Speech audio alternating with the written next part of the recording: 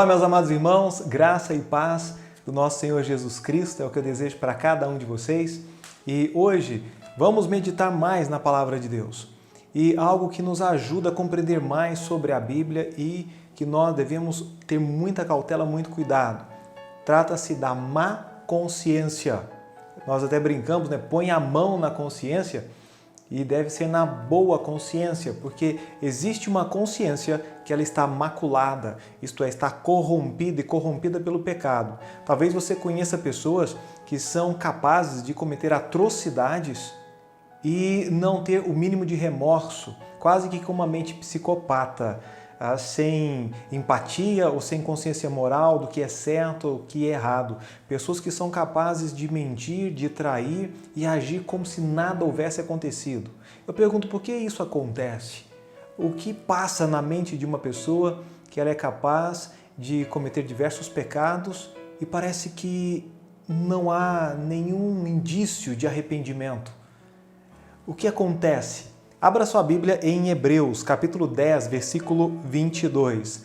A Bíblia diz em Hebreus 10, 22: Cheguemo-nos com verdadeiro coração e inteira certeza de fé, tendo o coração purificado da má consciência. Grife essa expressão, má consciência, e o corpo lavado com água limpa.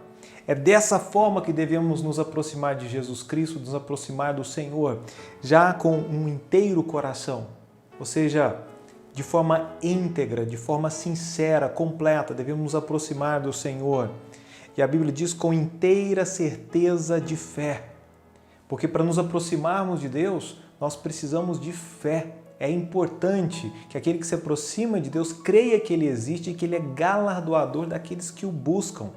E a Bíblia ainda diz, tendo o coração purificado da má consciência. Precisamos sim de uma purificação da nossa má consciência, e o corpo lavado com água limpa. O escritor de Hebreus, ele faz um simbolismo, ele usa de um simbolismo do Velho Testamento para trazer para nós uma verdade espiritual no Novo Testamento. Quando o sacerdote ele entrava no tabernáculo, ele precisava antes lavar as mãos e também os pés na pia, para que não contaminasse o tabernáculo. E Deus, Ele está dizendo que nós também devemos nos lavar, de sermos lavados. A Bíblia diz em Apocalipse 1,5 o seguinte: E da parte de Jesus Cristo, que é a fiel testemunha, o primogênito dentre os mortos e o príncipe dos reis da terra, aquele que nos amou e em seu sangue nos lavou dos nossos pecados. O Senhor Jesus Cristo é quem nos lava, é quem nos purifica. E quando nós nos aproximamos a Ele com uma inteira certeza de fé, com um coração completo diante do Senhor, nós somos transformados, e é o que eu espero para você. E a consciência que está maculada, corrompida, ela se torna em uma boa consciência. E nós agora falaremos um pouco sobre consciência, sobre má consciência principalmente e traços da boa consciência. E se perguntar então o que é uma má consciência? É o oposto de uma boa consciência. Isso é uma resposta óbvia e na verdade o é. Uma boa consciência é aquela capaz de ser eficaz. Ela nos convence quando nós fazemos algo errado e também nos incentiva quando nós fazemos algo certo. Essa percepção de mundo, de saber o que é certo, de saber o que é errado. Isso é muito importante. Quando a pessoa ela é lavada com o sangue do Cordeiro, quando essa pessoa é salva, ela recebe o Espírito Santo. E o Espírito Santo, ele aguça a nossa consciência, a nossa percepção de certo e errado, a nossa avaliação moral. Nós nos julgamos melhor, nós temos uma compreensão de um todo de valor espiritual. Então, antes, talvez você poderia xingar, cometer alguns pecados, algumas piadas sujas, e para você era normal, não sentia como pecado, todo mundo faz, é comum. Cometer pequenos furtos, ninguém vai sentir falta, para a pessoa estar sobrando, não tem problema. Mas quando você se converte, a sua consciência ela é aprimorada. ela é regenerada. E para você entender que pegar uma manga ali na horta do vizinho, ou milho na horta do vizinho, qualquer coisa, puxa, isso é pecado. Mas antes, tanto faz, tanto fez. Por quê? Porque a consciência dizia, olha, todo mundo faz, era uma consciência corrompida pelo pecado. Por isso que o cristão verdadeiro que anda com Jesus Cristo, que está andando na luz, ele tem uma percepção mais apurada da realidade espiritual, daquilo que agrada a Deus, daquilo que o desagrada. E nós, claro, queremos agradar ao Senhor.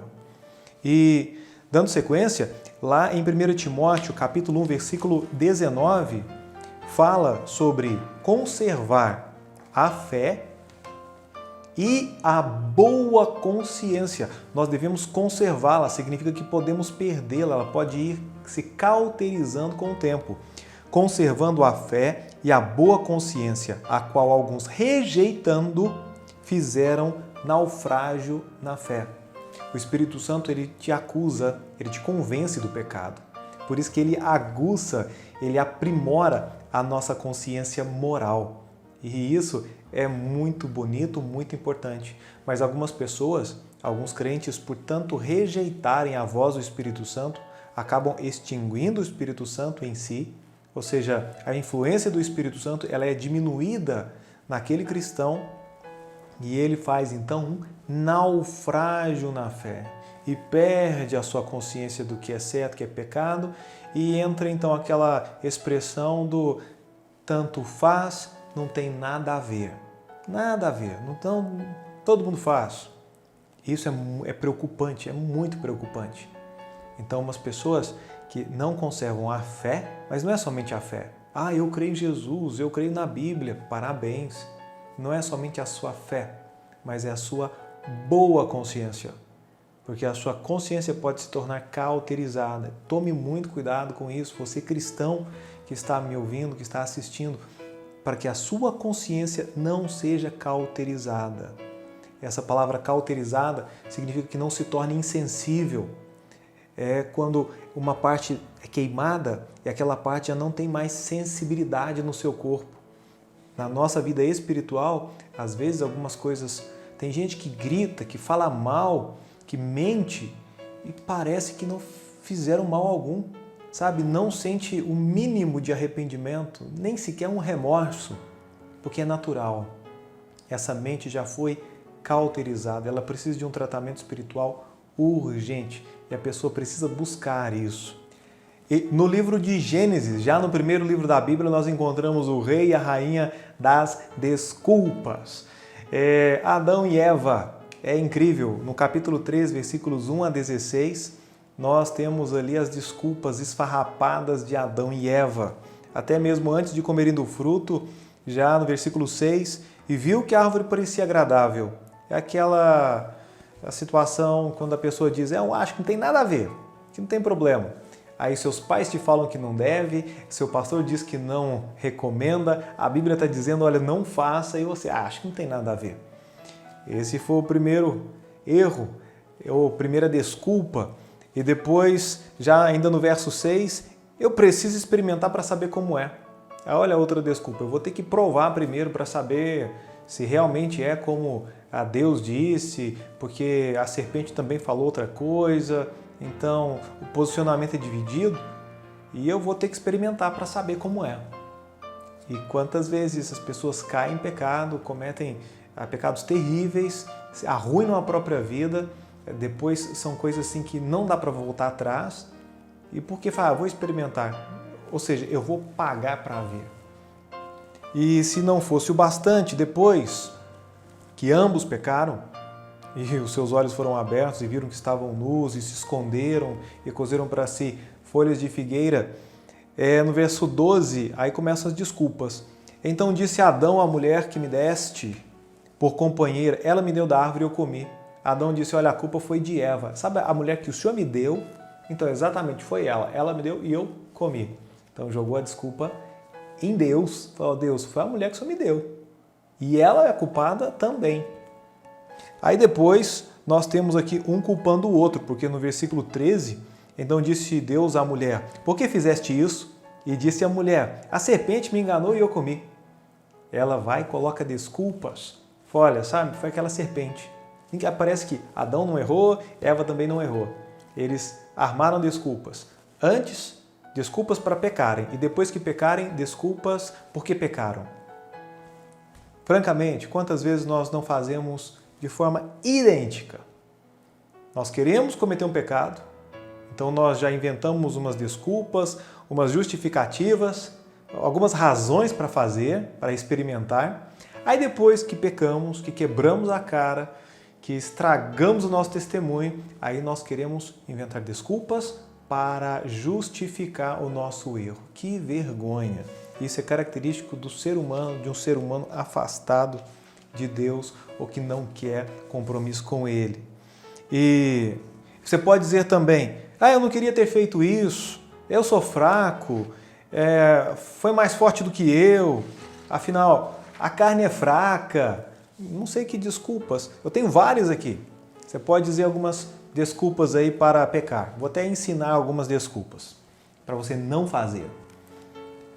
Também ninguém me ajuda, estou sozinho, todos experimentam, por que eu não? Não tenha vergonha de ser honesto, de dizer, olha, eu obedeço às minhas autoridades, eu creio na Bíblia e vou servi-la, eu sou virgem, vou me guardar para o casamento. Então, mas está todo mundo... não usa isso como desculpa. Não vou ler a Bíblia porque estou cansado. Tem gente que não lê a Bíblia e fala, estou cansado. Estou sem tempo de ir à igreja. É mole? Estou sem tempo de ir à igreja. Se meu dia tivesse 30 horas. Eu estou assim por causa dos meus pais, é culpa deles. Meus pais não se importam comigo, não me dão um exemplo para mim dentro de casa. Então a culpa é dos pais. Mais algumas desculpas. Eu estou assim por causa do meu pastor, por causa do meu líder espiritual. Os fins justificam os meios. Deus está de marcação comigo, só pode. Eu não tenho amigos porque ninguém liga para mim. Ou o inimigo se levantou contra mim. Eu acho ou não acho que seja errado o sexo antes do casamento. Eu acho que não. Se tiver amor, qual o problema? Se for fiel à parceira, qual o problema? Pedi Jesus para me dar livramento de determinado pecado e ele simplesmente não me livrou. Ou seja, colocou a culpa em Jesus porque você caiu no pecado. Se ele pode errar, por que eu não posso? Quem disse que ele não pode? Porque o irmão da igreja está caindo no pecado, o colega, o jovem da igreja está caindo em pecado, então se ele pode, por que eu não posso? Aí eu pergunto, quem disse que ele pode, ou que ela pode? Eu roubei porque eu preciso e o outro tem sobrando. É mais ou menos o Robin Hood. Ele vai e rouba dos ricos para dar aos pobres. Alguma coisa parecida. Todas essas aqui são justificativas. Características de uma pessoa com uma mente corrompida, com uma má consciência.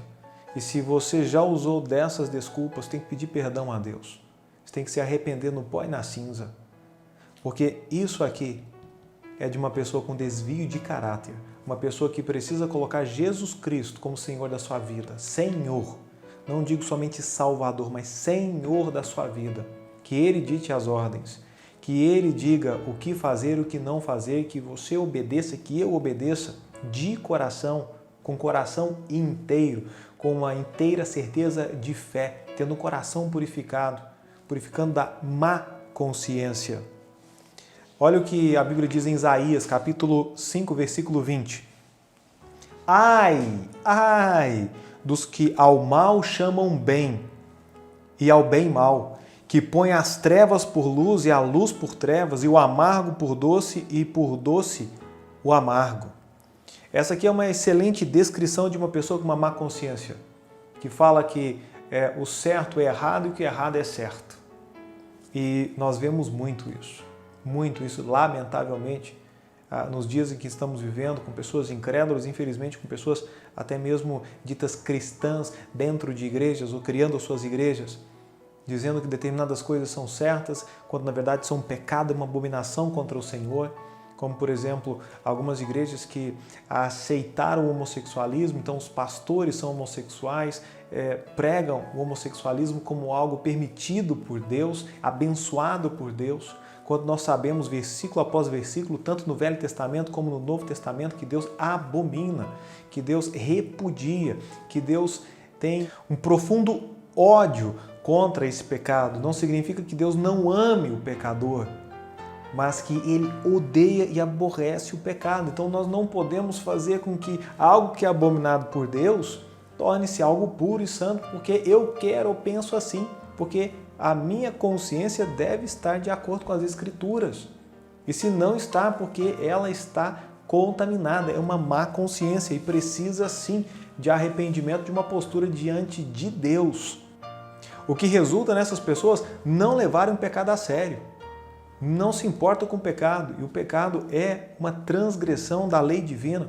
E o pecado consumado gera a morte. A alma que pecar, essa morrerá. O pecado, ele é nocivo, ele é destrutivo. Existem outros termos para descrever isso. A Bíblia diz em Tito, capítulo 1, versículo 15: tudo é puro para os que são puros, mas para os corrompidos e incrédulos nada é puro. Antes, tanto a sua mente como a sua consciência estão contaminadas. Aos puros, todas as coisas são puras. As pessoas que têm mente corrompida, as pessoas que estão impuras, tudo para elas é impuros. Tem uma consciência contaminada. Uma frase inocente, ela torna-se impura na mente contaminada. Um abraço fraterno pode tornar-se impuro nas mentes de uma pessoa corrompida pelo pecado. Assim, é uma pessoa com uma consciência contaminada, pervertida. A consciência contaminada e poluída, 1 Timóteo capítulo 4, versículo 2, pela hipocrisia de homens que falam mentiras e têm a sua própria consciência cauterizada. Pessoas mentirosas são pessoas hipócritas. Pessoas que não percebem os seus próprios erros, que não percebem os seus próprios pecados. São capazes de mentir, são capazes de falsear uma verdade, são capazes de cometer atrocidades contra o seu próximo. Não se enxergam. E a Bíblia diz que tem uma consciência cauterizada, já não machuca, já não dá mais remorso. Uma pessoa consegue matar alguém e dormir a noite inteira logo em seguida. É como o caso recente aqui de Formiga, que a pessoa violou, assassinou, cometeu um latrocínio e depois no dia seguinte, estava andando normalmente pela cidade como se nada houvesse acontecido. Essa pessoa tem uma mente contaminada, uma mente cauterizada. Tanto faz, não tem empatia. A pessoa não se comove pelo sofrimento alheio. Ela não consegue se colocar ou se projetar no lugar do outro. Essa é uma pessoa que não tem consciência moral, que não consegue discernir. E essas pessoas precisam muito de Jesus Cristo. A humanidade precisa muito do Senhor Jesus Cristo para terem uma renovação do entendimento. E existem evidências de uma má consciência. É notório quando uma pessoa está com uma má consciência. A pessoa brinca com o pecado, como já tenho dito. E brinca, por exemplo, com a inveja. A inveja é quando eu tenho um desprazer, quando eu fico bravo, quando eu fico triste com a prosperidade alheia. Alguém está ascendendo, alguém está emergindo, está indo bem nas suas finanças, indo bem na sua família, eu fico triste por aquilo. Ou o contrário, quando a pessoa começa a se dar mal e eu começo a ficar alegre, coisa boa, mereceu. E não tem problema, a pessoa nem percebe que está pecando. A inveja. Ou quando as pessoas brincam com a maledicência ou com a fofoca. Eu tenho aqui fofocar. Para quem não sabe por definição o que é fofoca. Tornar públicos segredos, confidências ou intimidades de outrem. Conversar às ocultas sobre assuntos da vida alheia. Falar mal dos outros. Existem muitos cristãos que se dão à prática da fofoca, dos mexericos, falam mal dos outros, revelam intimidades, segredos, falam às costas. Que vergonha! E como se isso não fosse pecado, como se isso não entristecesse o coração do nosso Senhor, como se isso não nos separasse de Deus pelos pecados, pela maledicência. Nossa boca tem que abençoar, temos que bendizer e não o contrário. Ah, mas eu não mato, eu não roubo. Oh, meus parabéns! Mas se esqueceu que fofocar é pecado, mas não afeta. Por quê? Porque a consciência está cauterizada. Promovem discórdia, dissensão, põem um contra o outro, amam fazer isso, de colocar uma pessoa contra outra pessoa, um irmão contra outro irmão, contar algum segredinho, mas você não sabe como é que ele é. Está falando isso, mas ó... E não tem consciência de que isso é errado, não tem consciência de que isso é pecado, de que Deus odeia. Brincam com ódio, brincam com amargura, brincam com rancor. São pessoas amarguradas. E falam, mas eu vou conviver com isso. Eu sou assim, eu não vou mudar. Ou pessoas que brincam com a mentira e mentem de forma descarada. E olha, eu acho que quase nada já me surpreende, porque já teve pessoas chorando na minha frente, chorando, alegando que não tinham feito algo que fizeram. Eu fiquei realmente escandalizado. Não foram uma nem duas vezes que isso aconteceu, de pessoas chorando. Às vezes é um aconselhamento conjugal e aí tem um cônjuge chorando, jurando de pés juntos que não pecou, que não fez aquilo, quando na verdade fez. Ou pessoas que para aliviarem o castigo, aliviarem a pena, até filhos, dizem não ou aceitam, falam, não, eu fiz, e pedem um arrependimento, que na verdade é um remorso, apenas para aliviarem a consequência. Que tristeza, mentes cauterizadas, e olha, tanto faz, tanto fez, estão acostumados, porque outras pessoas já também têm esse costume. Vi pessoas pedindo perdão, usando até o púlpito para pedirem perdão por algo que não se arrependeram e continuaram fazendo, e pediram perdão de boca para fora. Mas que vergonha isso! E isso não pode ser aceito. Então o irmão vai me perguntar o que eu faço. O amado vai me dizer, pastor, o que eu faço para resolver o meu problema? Porque eu me encontro com uma mente cauterizada, com uma má consciência. Eu preciso de auxílio, eu preciso de uma ajuda emergencial, mas que venha dos céus na minha vida. Porque para mim, tudo que eu faço, a minha bebedeira, a minha prostituição, o meu falatório, os meus mexericos, tudo isso para mim, todo mundo faz e realmente não é novidade que a maioria incorre nesses pecados. Mas o cristão deve ser diferente, o Filho de Deus deve ser diferenciado. Nós não podemos cometer um naufrágio na fé. Na fé, precisamos conservar tanto a fé como a boa consciência. Fala, pastor, então o que eu faço? Corra para a cruz, vá a Jesus Cristo. Somente Jesus Cristo pode resolver quando você o buscá-lo de todo o seu coração. A Bíblia diz em Hebreus 9,14, encerro, quanto mais o sangue de Cristo, o sangue de Jesus Cristo, que pelo Espírito Eterno se ofereceu a si mesmo, imaculado, a Deus, purificará as obras mortas, a vossa consciência, para servirdes ao Deus vivo. Através do sangue de Jesus Cristo, esse sangue puro, imaculado, que foi oferecido a Deus Pai como sacrifício, apenas Ele pode, de acordo com a Bíblia, purificar as obras mortas, a vossa consciência. Com um objetivo, com um propósito, para quê? Para servirdes ao Deus vivo. E eu acho que é o que você deseja. É o meu desejo que você queira servir ao Deus vivo, e para isso a sua consciência ela precisa ser purificada com o sangue imaculado de Jesus Cristo. Você precisa se aproximar de Jesus agora. Pare o que você está fazendo, pare esse vídeo e começa a orar ao Senhor. Senhor, eu peço perdão pelos meus pecados. Senhor, eu peço perdão pela minha má consciência. Eu entendo que o sangue do Senhor Jesus Cristo foi derramado na cruz do Calvário para a propiciação dos meus pecados, para a renovação do meu entendimento. Eu quero sim ter uma mente purificada. Eu quero que o Espírito Santo venha aguçar e me convencer do pecado, da justiça, do juízo, a compreender as questões morais, do que é certo, do que é errado. Eu quero viver para o Senhor, eu quero amar o que o Senhor ama, odiar aquilo que o Senhor odeia.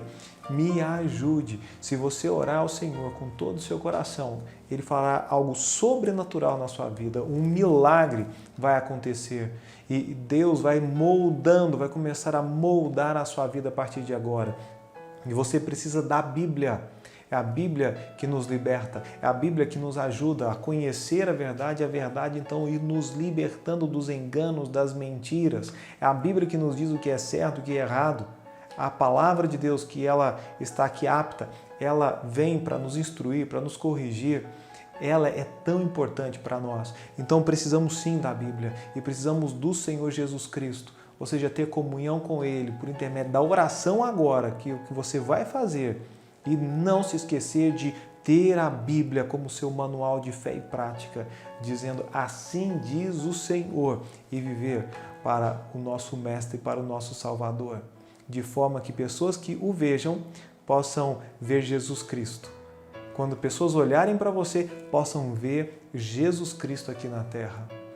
Jesus agindo através de você, falando através de você, ganhando, salvando, através da sua pregação, do evangelho que está sendo pregado através da sua vida.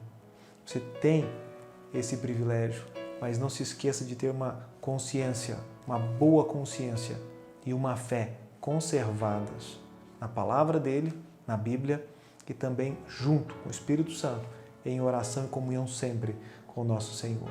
Vamos orar.